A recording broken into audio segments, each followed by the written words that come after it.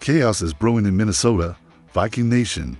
The storm starts right now with a revelation no one saw coming. Because in the heart of this bye week, deep in the bones of October, where seasons bend or break, a young quarterback is fighting his way back from the edge with a mentality that has the entire locker room talking in whispers that sound like thunder. A defensive warlord is calling out the league's silence after a kick turned sideways in a moment that might have been altered by forces beyond the game itself, while the broadcast networks stay quiet and the rulebook gathers dust. A franchise legend is wrestling time itself, rotating in and out like a weapon held in reserve, proving that even at 36 the hammer still swings with precision that younger men can only study and fear.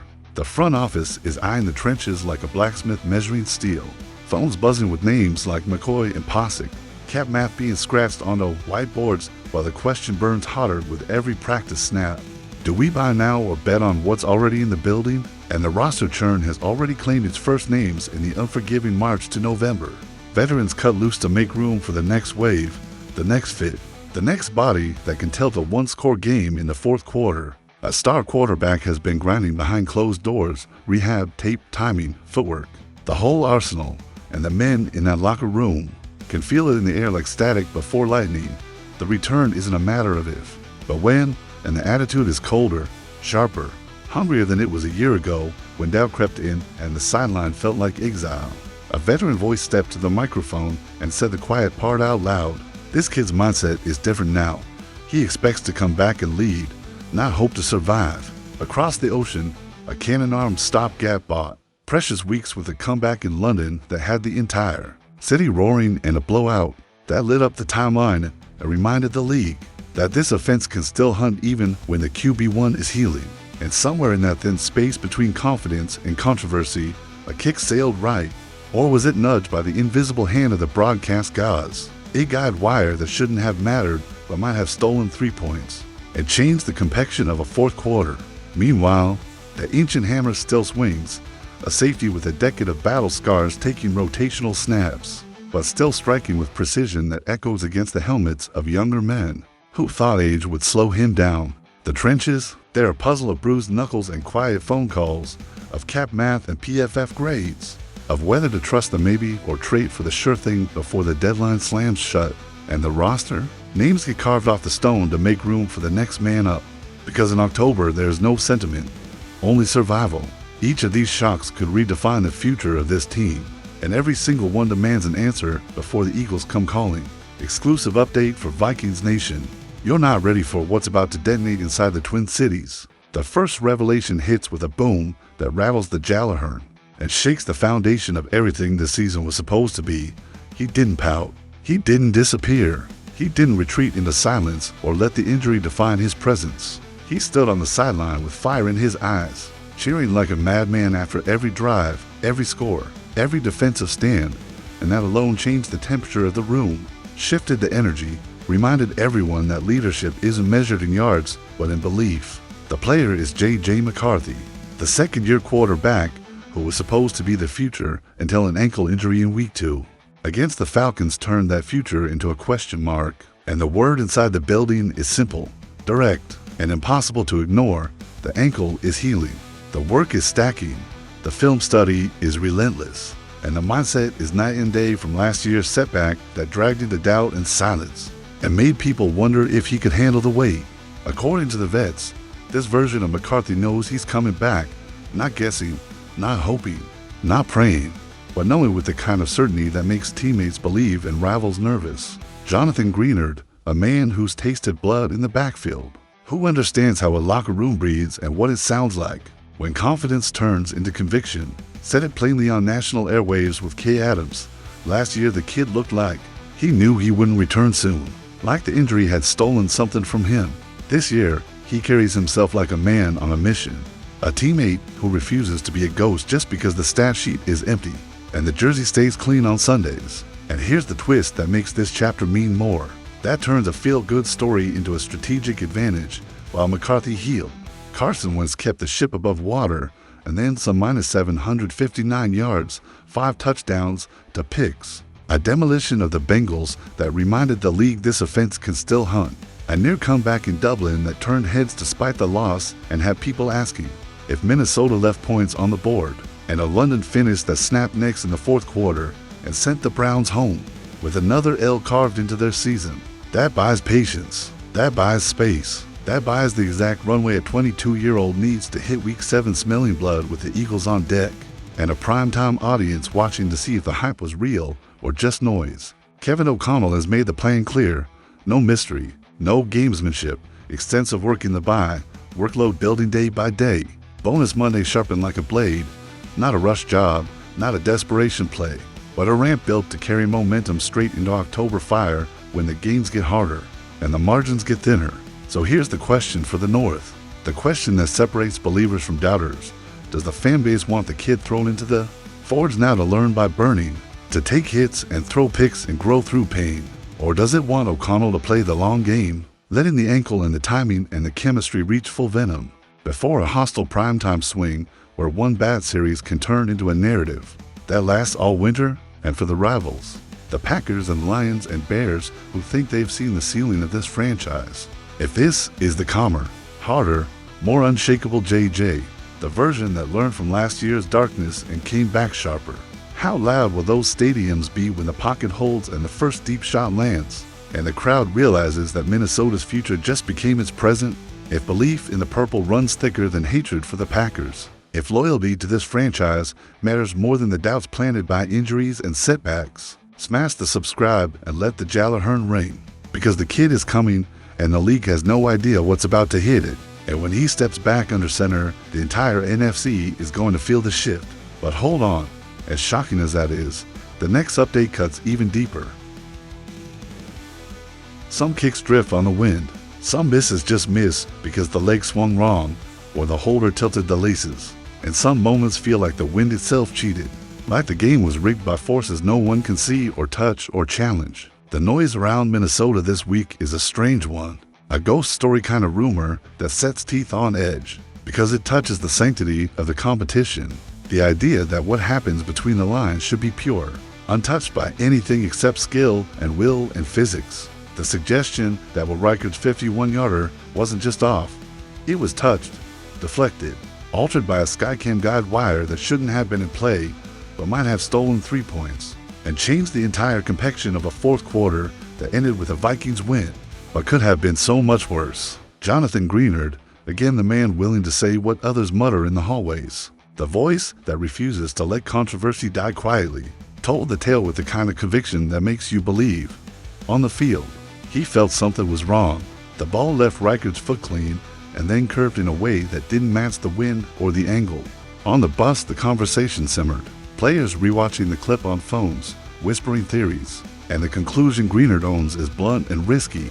The rope hit the ball, and a good kick turned ugly, and the league stayed silent because admitting it would open a Pandora's box of replay questions that no one wants to answer in October. Now, understand the stakes, the context, the history that makes this moment more than just a miss. Reichert didn't just miss a kick. He snapped a perfect long distance streak after going 3-for-3 beyond 50, including a thunderous 62-yarder against Cincinnati that made distance look like a joke and had analysts calling him one of the most accurate young kickers in the league.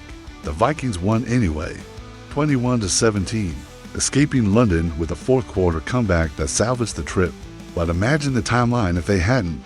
Imagine the outrage, the rulings, the league memos, the screaming headlines about how a broadcast tool cost a team a playoff seed in January. The rule book is clear, black and white, no room for interpretation.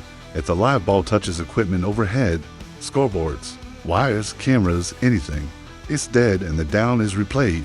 No exceptions, no judgment calls. Across the league, the Jets lived the same nightmare when a pass hit the Skycam in the red zone, bounced off the wire like a pinball, and still didn't get replayed because the officials missed it live and replay assist stayed silent. And the Jets didn't challenge and 3 points turned into 0 and the game turned. And the season kept sliding. That's the part that gnaws at a locker room. That creeping sense of helplessness. We did our job. The ball did what it was supposed to do. And something outside the game changed the outcome. And no one will admit it or fix it or even acknowledge that it happened. Kevin O'Connell kept his cool in the postgame. The angle from the sideline is a poor theater for conspiracy. And a head coach lives in the realm of certainty and evidence. But players are wired differently. They live in the inches where careers flip, where a single kick decides a contract or a Pro Bowl or a legacy. And they know the feel of a pure strike versus a deflection that shouldn't exist. So here are the hard questions for Vikings Nation. The questions that demand answers before December turns cruel. Is it better to take the W and move on, trusting that the league will quietly fix procedures and avoid another Wiregate scandal? Or does silence invite the same chaos to strike again at the worst possible time, in a playoff race that hangs by a swing of a leg? If a January seeding game comes down to a 52-yarder and the wire touches it again, will the league admit fault then?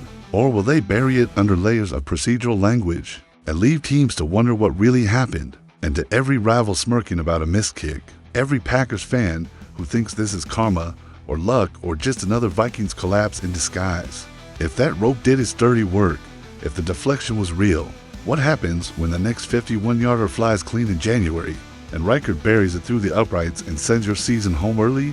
If loyalty to the purple means demanding accountability from the league before the stakes get higher, prove it. Drop a comment, smash that like, and let them know that Viking Nation doesn't forget and doesn't forgive when the game gets stolen by a wire. And just when fans thought it couldn't get crazier, here comes the next bombshell. He's the heartbeat that learned to pace itself, the defensive anchor who defined an era and now must redefine his role in the twilight. For 13 seasons, Harrison Smith was the ever-present shadow in the box, the disguise artist who turned quarterbacks into second-guessers and made pre-snap reads feel like lies, the sure-handed tackler whose angles felt inevitable, whose instincts turned chaos into cleanups and whose presence alone changed how offenses game planned. This autumn, the rhythm changed, and the change is jarring for anyone who's watched this franchise bleed purple. A mysterious illness stole his August, robbed him of the conditioning and timing that veteran players need to stay sharp. Week 1 and Week 2 went by in street clothes while fans wondered if this was the end. And since returning, he's lived in a rotational role that feels strange, almost unnatural. 20 snaps in his first game back, then 17, then 29, hovering around 40% of defensive plays while Josh Metellus and Theo Jackson chew up the full load and handle the deep half duties and cover the volume that Smith used to own without question. It looks jarring on paper, the kind of stat line that makes people wonder if time finally caught up. 195 career games, 191 starts, and suddenly 3 straight appearances as a non-starter at age 36, a role he hasn't occupied since 2013 when he was also coming back from injury, and the rotation was temporary and everyone knew he'd reclaim the throne. But paper misses the part the locker room sees. The part that matters when the game tightens and the margin shrinks to nothing. The explosion on the open field tackle that saved a Browns drive in London. The way he closed down the angle like a missile and turned a potential first down into a 3-and-out that gave the offense the ball back. With enough time to mount the comeback, the veteran's timing in the alley that turns a 5-yard gain into 3rd and long, that forces punts instead of touchdowns. The way his presence still lets Brian Flores and this defensive staff twist coverages, show one picture and deliver another, without tipping the tail or giving the quarterback an easy read. Kevin O'Connell has promised a steady build after the bye, a return closer to normal usage that would free Metellus for more versatility. Let Jackson handle the pure coverage snaps and restore the fluid chessboard that defined last year's identity, when the Vikings defense could disguise, adapt, and strike with precision. Yet there's a truth only winner can decide, a reality that age forces on every legend eventually, sometimes 30 surgical snaps. From a Hall of Famer, bite harder than 60 exhausted ones from a younger player. Still learning the angles, Smith is still the box ace of his generation, still the best disguise artist of the decade, still the veteran who can make a rookie tackle in space look like art. But conditioning, age, the residual effects of that mysterious illness, and the team's broader health will dictate the final snap counts more than nostalgia or sentiment ever could. So the questions sharpen and they need answers before the Eagles arrive. Is this the new reality? A scalpel roll for a hall-bound hammer, a situational star who plays 30 to 40% and maximizes every rep, or a temporary bridge back to 70% plus, as the lungs and legs catch up and the bye week restores what the illness stole. When the Eagles arrive after the bye, you let Hurts start scrambling and extending plays, and forcing safeties to choose between the rush lane and the deep crosser. Does Flores unleash a heavier 3-safety rotation to bait Hurts into late throws? Or keep Jackson and Metellus at volume while using Smith as the closer. The hammer on third and short and red zone stands? Rivals will whisper that the old man can't carry the weight anymore. That 36 is 36, and the league is too fast and too young for sentiment. The Vikings' answer should be cruel and simple.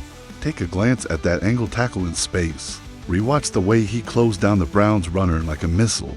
Then try him again and see what happens when experience meets violence. But that's not the only fire burning inside this franchise. The next revelation is even more explosive, and it strikes at the foundation of everything this offense is trying to build. Football kingdoms rise or crumble at center, not in highlight clips or SportsCenter reels, but in the invisible wars of protections, IDs, line calls, and leverage battles in half-second windows where a missed assignment turns into a sack, and a sack turns into a fumble, and a fumble turns into a season-defining moment that no one saw coming. Minnesota built this year's plan, the entire offensive foundation, on Ryan Kelly's pedigree. All-Pro skin earned in Indianapolis. Pro Bowl resumed stacked for deep, a voice that cleans up blitz looks before the ball ever moves. A cerebral anchor who can handle the mental heavy lifting for a young quarterback, still learning how to read NFL pressure packages and adjust protections on the fly. And then reality swung, as it always does in this league. Concussions demand patience, demand caution, demand that the medical staff and the franchise put long-term health above short-term desperation. Best-case whispers point to Week 10, a return timeline that leaves a full month of choices on the table. Trust the internal scaffolding, bet on the depth pieces already in the building, or pick up the phone and see what's available before the trade deadline slams shut and the options disappear until next March. Internally, Michael Juergens is the pure center with the clock winding back toward health, a 7th-round pick who's a center by trade, who understands the position's mental demands and can handle the basics, even if he's not the polished anchor Kelly was supposed to be. Blake Brandel is the Swiss Army protector with the scheme wired into his bloodstream, a versatile lineman who's played guard and tackle and now center, a player with the football IQ and mental processor that coaches trust, because he sees the game the way O'Connell teaches it and rarely makes the same mistake twice. It's enough to survive. It might even be enough to thrive for a Sunday or two, especially against middling fronts that don't bring exotic pressure or force the center to make split-second adjustments. But there's a maybe stamped on the ceiling, a question mark that hangs over every snap. Can Brandel handle the full pre-snap orchestra the way Kelly would, stealing free rushers with a finger point and a glance, sliding protections to the weak side when the defense shows overload, giving a young quarterback clean edges so his eyes can float to route combos and not blitz ghosts? That's how trade talk sneaks in, how front offices start making calls, how Kwesi Adolfo-Mensah earns his salary by finding the move that stabilizes the present without mortgaging the future. There's a version of this story where a slipping Saints team, sitting at 1-4 and staring at a rebuild, takes calls on Eric McCoy, 28 years old, nearly 90 career starts, a top 10 PFF center with elite pass block grades that put him first in the league. The kind of brain in the middle that turns 5 men into one mind and makes protections feel automatic instead of reactive. There's another version with the Browns and Ethan Posick, bigger body at 6 feet 6 inches and 310 pounds. Solid pass metrics that rank 9th in the league. A pro who won't be rattled when the gap roars and the nose tackle tries to blow up the play before it starts. A veteran who's been around long enough to handle the mental chess match that defines a position. The math matters, every dollar and every pick, cap hits, prorations, what stays with the sending team, what lands in Egan, and most of all, what a mid-round pick in 2026 is worth compared to keeping McCarthy upright in 2025, when the window might be opening wider than anyone expected. Meanwhile, the left side stabilizes like a foundation being rebuilt in real time. Christian Darrisaw trending, full go, his Pro Bowl caliber presence restoring confidence in the blind side. Donovan Jackson reinforcing the wall at left guard, bringing power and movement that makes the run game viable again, while Fry's stacking starts on the right side, earning the nickname Spud and the respect of a locker room that values consistency over flash, and right tackle rotating through O'Neal, Skull, and Rouse as health and matchups dictate. A fluid situation that demands depth and trust. This is the fork in the road, the decision that separates contenders from pretenders by certainty in October. Spend the capital and the cap space to lock down the most cerebral position on the line. or ride the internal wave and spend the capital elsewhere at the deadline. Maybe a pass rusher, maybe a cornerback, maybe just pocket the pick and trust that Kelly returns healthy and ready in November. What feels right for a team with a defense rising, a QB on the mend, and a division that can be stolen in November if the brakes fall right? If belief in the Vikings is stronger than dread of a late collapse, if faith in this front office and this coaching staff runs deeper than the fear of what might go wrong, claim your colors and hammer that like, because this decision could decide whether January lives in Minneapolis with snow falling and the crowd roaring, or on someone else's schedule while Vikings fans watch from home and wonder what might have been. Stay with me, because what comes next will flip the script in ways nobody predicted. Names come and go in this league, carved into rosters in ink and erased just as quickly when the math changes, or the fit no longer makes sense, and every cut, every release, every transaction is a message about priorities, about what the coaching staff values and what it's willing to sacrifice in the name of efficiency. Minnesota trimmed the edges this week, making the kind of moves that fly under the radar but tell a deeper story if you're paying attention. Releasing guard Version Lee and parting ways with tight end Nick Vanette, the 32-year-old veteran who's worn more jerseys than some position rooms have seats. A journeyman whose career is a map of the modern NFL's ruthless churn. It's easy to see this as bookkeeping, as routine roster management that happens every October when teams adjust to injury realities and bye-week evaluations. But the timing and the profiles whisper at deeper priorities, versatility over redundancy, special teams excellence and blocking prowess over placeholders, who can't contribute in multiple phases, and a willingness to retool the back end of the roster.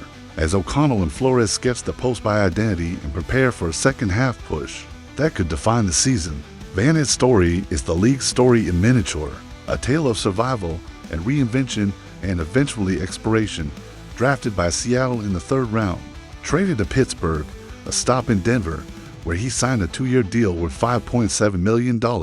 Released before the contract expired, picked up by the Saints on a 3-year pact, cut loose again in 2022, claimed by the Giants for a brief stint, signed by the Texans only to be waived after the preseason, elevated from the Chargers practice squad, and finally landing with the Titans for a full season in 2024, where he caught 17 passes for 135 yards and 3 touchdowns before joining the Vikings. A few months ago, the tight end room lives in a brutal reality, a league where the T2 and T3 must be either a mounting 6th lineman who can move defensive ends in the run game, a core special teamer who covers kicks and punts with violence and precision, or a wild card mismatch who can exploit linebackers in the seam. Anything less gets squeezed when injuries at other spots demand. Elevation and roster flexibility becomes the difference between winning and losing in November. The guard move hints at offensive line musical chairs as well. A chess match happening behind the scenes, with Kelly's timeline uncertain, Brandle's versatility proving valuable, and Jurgens nearing a return. Every interior snap in practice is an audition, not a guarantee, and the coaches are watching to see who can handle the mental load and who cracks under pressure. This is how good teams behave in October. How contenders separate from pretenders, quietly shaving inefficiency to create space for the next better fit. The player who can tilt a one-possession game in the 4th quarter or make the special teams play. That shifts field position and momentum. It also throws a spotlight on the next 2 weeks of practice squad churn. The under-the-radar moves that don't make headlines but matter when depth gets tested. Expect elevations and signings targeted at coverage units, trench depth, and any edge on the margins that can tilt one-possession games where the difference between 4-2 and 3-3 is a block punt or a critical 3rd down conversion. So ask it plainly, force the question into the open. Does this front office sit tight now? Trust what's already in the building and save the capital for another move? Or does it push a chip into the middle for a center and then backfill the depth with a blocking tight end or a guard who can contribute on teams? If the goal is to carry a young quarterback through the first cold fronts of his career, to protect him from the chaos that derails so many promising seasons, the answer might already be sketched on a whiteboard in Egan, waiting for Quessy to pick up the phone and make the call that changes everything. And listen, the next chapter, it's the kind of conclusion that divides a fan base right down the middle. The moment where belief turns into action or doubt turns into regret. Now put all of it together, every thread and every shock, and stare into the October sky over the Twin Cities where the air is turning cold and the season is about to reveal its true shape. A young quarterback changing his story from fragile to fearless, grinding through rehab with a mentality that has veterans talking and rivals worried. A kicker's miss wrapped in a broadcast controversy that begs the league for a louder protocol. Before another wire steals another game in another city and the chaos spreads. A legend in purple finding a new way to matter when the body doesn't always say yes. Proving that 36 is just a number when the angles are still perfect and the hammer still swings true. A front office measuring whether to buy certainty in the most cerebral spot on the line. Weighing cap dollars and draft picks against the risk of leaving a young quarterback exposed to pressures he can't yet read. And a roster quietly tightening its belt for the grind ahead. Cutting veterans and shuffling depth to create space for the next move, the next fit, the next player who can make a difference when a margin shrinks to nothing. This is what a season feels like before it breaks one way or another. Before the narrative turns from hope to heartbreak or from doubt to destiny, edges everywhere. Tension in every decision, choices that will echo all the way to January. If McCarthy returns against the Eagles in Week 7, the offense must marry patience with violence, must find the balance that defines championship football. Run game on schedule behind Darisaw and Jackson, establishing the physicality that opens up play action. Play action with defined reads that keep the quarterback's eyes clean and his decision-making simple, and protection IDs that keep his edges free so he can step into throws without ghosts rushing from the blind side. If it's Wentz again for a week, riding out the caution and letting McCarthy build through the bye, that's a veteran orchestra playing a familiar song.